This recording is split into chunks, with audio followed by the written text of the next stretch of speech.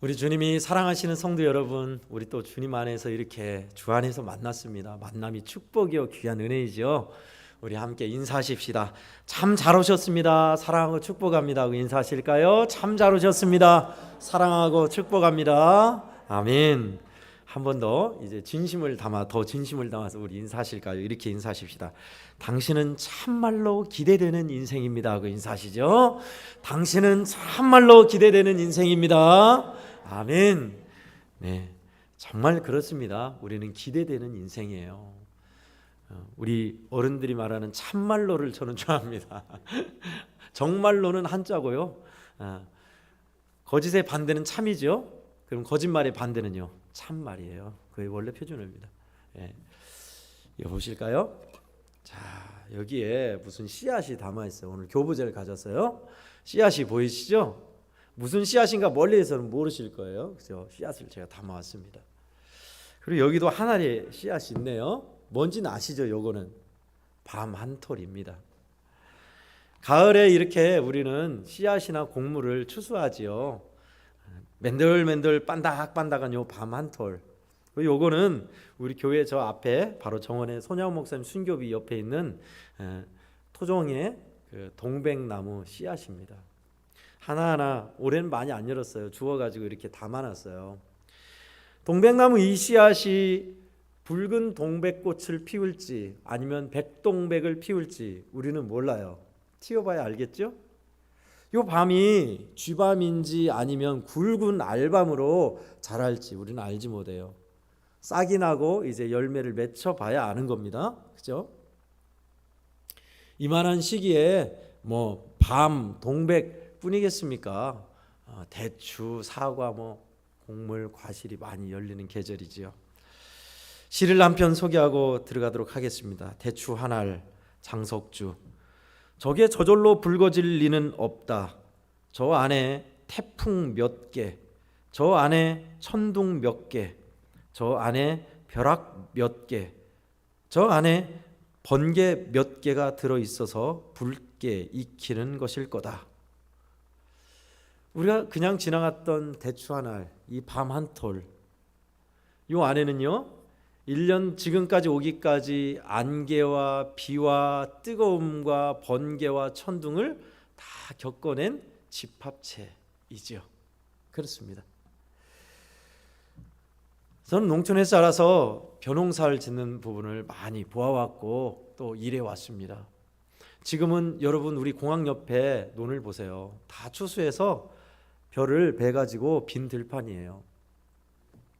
빈 들판을 보면서 추수철이구나, 수확했구나 라는 걸 깨닫는데, 오늘 본문은 예수님이 이러한 일들을 통해서 하나님 나라에 대한 말씀을 하신 거예요. 너희가 씨앗을 심으면 그 씨앗이 싹을 틔우고, 싹을 틔워서 이제 싹이 나는 것이 자라서 줄기가 나고 잎이 난다. 그리고 꽃이 핀다. 후에는 열매나 씨앗이 맺혀서 너희가 낫을 대서 수확한다. 하나님 나라는 마치 이와 같다 하셨어요. 여러분, 저는 이 말씀을 들을 때마다 그게 뭐 하나님 나라야? 이게 무슨 하나님의 나라와 상관이 있지? 그냥 열매가 콩 하나 심었는데 하나를 심었는데 나는 거 보면 신기할 따름인데, 그렇습니다. 그 말씀하신 거예요. 하나님의 나라는 이처럼 우리의 머리로 이해할 수 없는 신기한 일이 벌어지는 것이 하나님의 일하심이요 그의 나라란다라는 말씀입니다.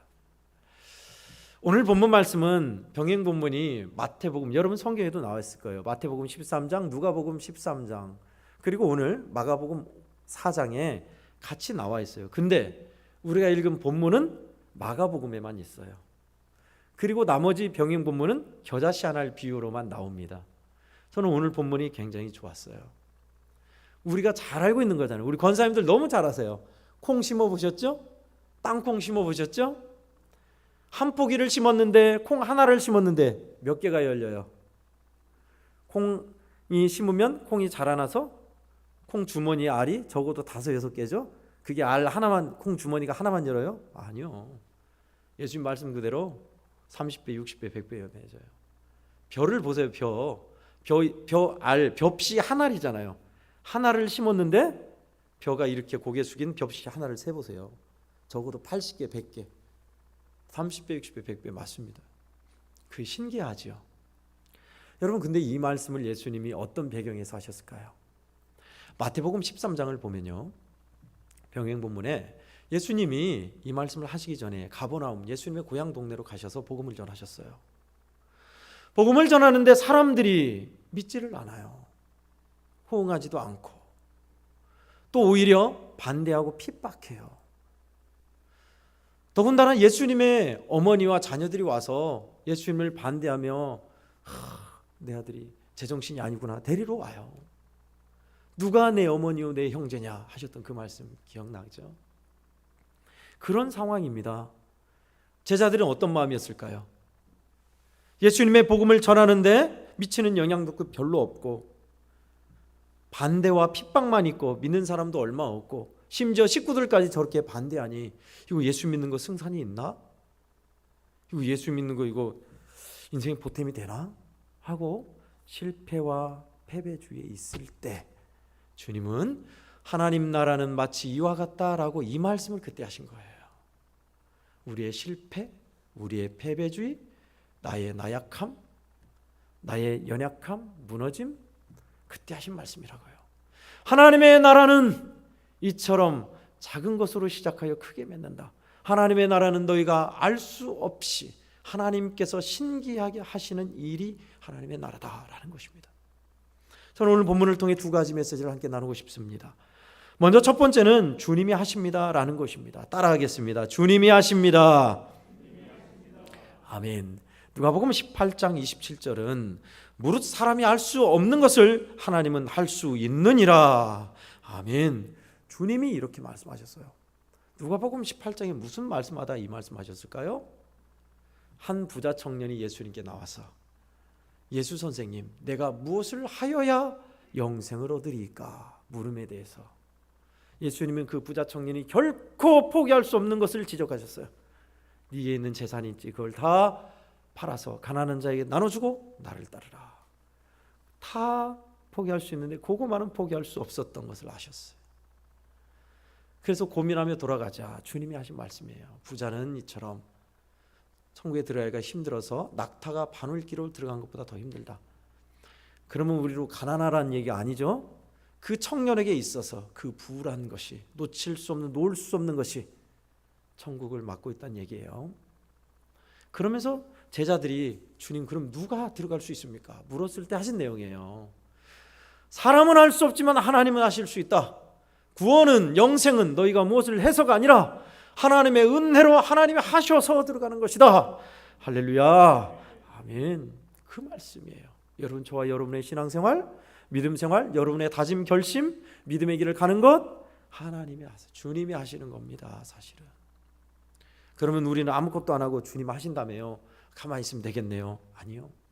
우리로 하여금 반응하게 하시고 우리를 이끄사 함께 가게 만드셔요. 그 동기 부여하는 힘, 우리를 끌고 가시는 하나님의 강력한 의지, 그것이 주님이 하셨다라는 고백입니다. 여러분 가운데 집안에서 처음 예수 믿는 사람이 있을지 모르겠어요. 우리 한국교회는 성도들이 이곳에 와서 다 신앙생활을 이렇게 해와서 그런데 밖에 교회는 집안에서 처음 예수 믿는 사람이 있어요. 집안이 불교 집안인데, 유교 집안인데, 뭐 장손인데 그 집안에서 처음 예수 믿는다고요. 당연히 핍박 있죠. 너 지금 우리 집이 어떤 집인지 아냐? 우리 집이 자손 대대로 지금 사찰도 지어주고 보살이 몇 명인데 네가 예수 믿으면 어떻게?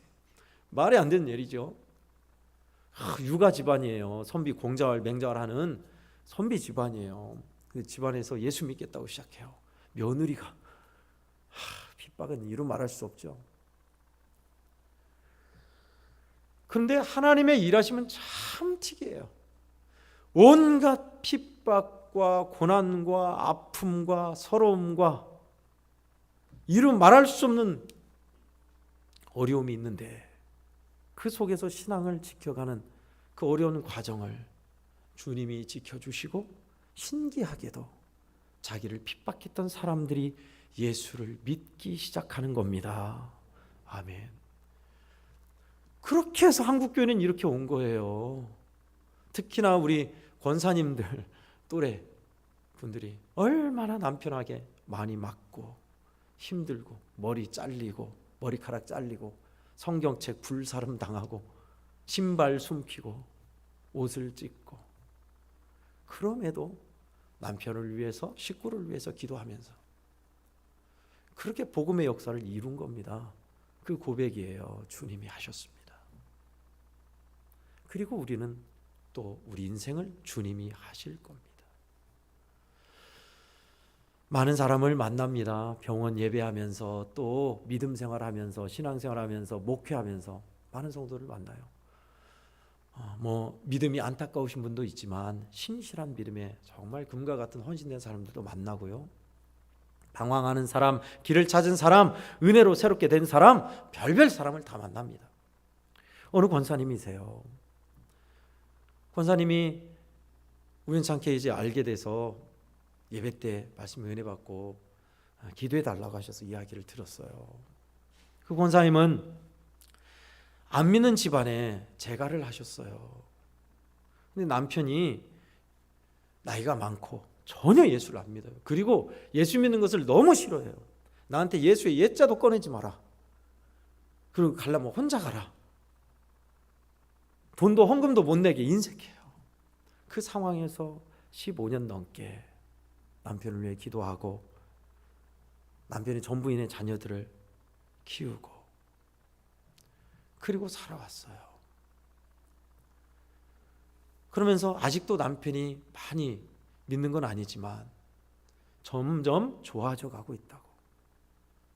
그리고 어느 땐가는 몸이 많이 아팠을 때는 기도해 달라고 나한테 그러더라고 하신 거예요. 말씀의 은혜를 받고 기도를 해드리는데 하나님께서 권사님을 그 가정에 미랄로 심으셨습니다. 그러니 계속 기도하면서 미랄의 사명을 다하십시오. 반드시 하나님께서 남편과 자녀들을 믿음의 역사로 끌어오실 것을 믿으시고 우리 기도하십시다. 간절히 기도해 드리는데 그렇게 철철 눈물을 흘리시더라고요. 저는 알아요. 얼마나 긴 세월 동안 핍박과 어려움 속에 기도하면서 남편을 전도하기 왔는지 보여요. 그 씨앗 말입니다. 그 씨앗이 우리 인력으로 안 되는 일인데 하나님이 하신다니까요. 하나님이 점점점 남편의 마음을 녹이시고 감동하셔서 예수의 옛자도 꺼내지 못하게 했는데 이제는 기도해달라 하고 찬송 듣고, 또 목사님이 신방 왔을 때에도 같이 예배드리고 목사님이 기도해 주는 거 고분고분 기도도 받고 이제 교회로 나가겠지요. 여러분, 주님이 하시는 일은 바로 이런 일입니다. 하나님의 나라는 이렇게 신비합니다. 오늘 27절을 보니까 씨를 뿌려서 심었다. 근데 그가 밤낮 자고 깨고 하는 중에 씨가 나서 자라되 어떻게 그리 되었는지 알지 못하느니라. 그렇죠. 우리 권사님들 콩 심었는데 야, 콩이 어떻게 자라는가 우리 몰라요. 그냥 자고 일어나면 지가 알아서 커요. 언제 싹 나고 언제 이만큼 커 있고 그러잖아요. 하나님의 나라도 하나님의 일하심도 이와 같다. 그러니 실패, 패배주의, 낙심할 이유 없다. 주님의 말씀이 이 메시지입니다. 여러분, 주님이 하시는 거잖아요. 여러분이 제가 이 자리까지 있기까지 우리의 힘과 노력과 의지와 믿음을 지켜낸 일들이 전부였는가요? 그 동기, 근원, 우리를 도우시며 역사시며 엇나가고 길을 잃어버린 우리를 끌고 오시고 묶어놓으신 그 강력한 하나님의 힘과 손길, 주님이 하신 겁니다. 그리고 우리의 인생은 앞으로도 주님이 하실 겁니다. 여러분, 우리는 이 고백으로 사셔야 돼요. 그렇지 않으면 주님이 하셨습니다가 아니라 어떻게 해왔어요? 또 어떻게 되겠죠? 주님의 일하심을 고백하는 사람들은 야, 이거는 진짜 인력으로 안 되는 일이야. 주님이 이렇게 하신 거야. 진짜 주님이 하셨다는 말밖에 없어. 그게 은혜의 고백이지요. 저와 여러분이 이 가을에 2022년도 지금까지 내 인생, 내 신앙생활이 발전했든 퇴보했든 어쨌든지 간에 우리는 이 자리에 있는 겁니다. 우리를 심으신 자리, 우리를 부르신 자리, 믿음의 시작에서 주님을 알아가게 하시고 결국은 이해가 되게 하시기까지의 과정을 주님이 이끄셨습니다. 그리고 이끄실 겁니다. 이 고백으로 사시는 성도 여러분, 우리 모두가 되기를 간절히 축원합니다. 아멘. 끝으로 두 번째는요, 작은 현실에 실망하지 마십시오라는 겁니다. 따라하겠습니다. 작은 현실에 실망하지 마십시오. 아멘. 여러분, 예수님이 이 말씀하시고 나서 이제 마태복음과 마가복음, 누가복음에 공의하신 말씀이 31절, 겨자씨 한 알과 같으니 땅에 심길 때는 땅 위의 모든 씨보다 작은 것이로되 라고 하신 이 말씀 하셨어요. 하나님의 나라는 이와 같다. 사실 겨자씨는요, 완두콩만 합니다. 완두콩만 한데 자라나면 1.5m에서 크게는 4.5m까지 자란대요. 우리 성도 여러분, 교보제 지금 창문이 닫혀 있어서 안 보이는데 예배 끝나고 한번 보십시오. 우리 교회에 나가시면 옆쪽에 아주 멋진 단풍나무가 있습니다. 단풍나무 보면 더 넓게 퍼져가지고 그늘이 넓어요. 그리고 밑둥은 아주 오래된 수목이어서 아름들이 우리 사람으로 이렇게 앉지를 못해요. 아주 예쁘게 이렇게 쫙 퍼져서 넓게 퍼졌어요. 볼 때마다 참 나무가 이쁘고 그늘이 넓어서 좋습니다. 근데 여러분, 단풍나무가 우리 교회 옆에 마당에 있는 이 단풍, 아주 크고 넓은 그늘을 주는 이 단풍나무가 처음부터 이 나무였을까요? 아닙니다. 조그마한 단풍나무이거나 누군가가 무릎 아래에 작은 나무를 심었거나 작았을 거예요. 이 많은 것을 처음에 심는 사람 없습니다. 그렇죠? 자라난 거예요. 작은 것에서 저만큼 자라는 거죠. 겨자씨 비유도 마찬가지입니다. 작은 콩알 같은 겨자씨인데 4m, 5m 자라는 걸 보면서 하나님 나라는 이렇게 성장성과 그리고 확장력을 지니고 있다. 작고 미약해도 주의 일을 하는 가운데 지금 결과가 안 보이고 작고 약할지라도 결국 하나님이 이렇게 확장하시고 자라가게 하시고 이루실 것이, 그것이 하나님의 나라인 것을 알라라고 하셨습니다.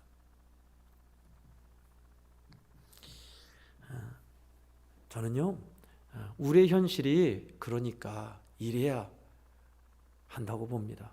성장하고 자라가고 넓어져야가 아니라, 저와 여러분은 지난주에도 하나님의 말씀대로 살겠다, 주일날 은혜 받고 다짐하고 써놓고 월요일부터 또 하려고, 그렇게 살려고 하나님의 뜻을 판단하고 분별하는 힘을 키우려고 성령을 따라서, 그리고 주님을 의지하며 바라보는 눈을 놓치지 않으려고 애썼습니다. 그러나 우리의 결국은 늘 주일마다 주야 또 무너지고 실패하고 죄악 속에 살았나이다. 불평과 원망 속에 하나님을 향한 마음과 주님을 바라보는 눈을 잃어버리고 이렇게 왔습니다. 그게 우리 모습이에요. 여러분, 애아온교회 성도 여러분, 그러므로 우리는 이런 연약함, 패배, 실망, 비전 없음, 무너짐, 여기 벗어날 생각 마세요. 저와 여러분이 그렇게 실패로 살란 얘기 아니에요. 주님의 뜻대로 은혜 받아서 싸우고 하나님 편에 섰지만 무너지는 우리의 모습들, 그렇게 사셔야 돼요. 그러지 않고 완성된 모습이 있을 것 같습니까? 아니요. 완성된 그 자체는 우리의 교만입니다. 힘을 다해 하나님 편에 서다가 무너지고 상처 입고 또 아파하고 다시 쓰고, 또 하나님 편에 서다가 무너지고 패배하고, 우리 젊은이들의 말로 루저들, 그래요. 하나님의 뜻대로 살다가 패배하는 루저들, 그게 우리가 돼야 돼요. 결코 승리하고 성장하고 완성될 생각은 저와 여러분이 마셔야 합니다. 그것은 주님이 하실 일이에요. 그러니 우리는 어떻게 해야 돼요? 씨앗을 뿌리고 하나님 편에 서는 연습 훈련을 계속하면 돼요. 성도 여러분, 믿음이 자라지 않아서, 자녀를 위한 기도가 응답이 되지 않아서, 좀째 하나님께 매달리는 일이 이루어지지 않아서 힘겹고 아파하신 분 계십니까? 그렇다면 그것이 있어야 함을 아십시오. 우리는 그런 사람들이에요.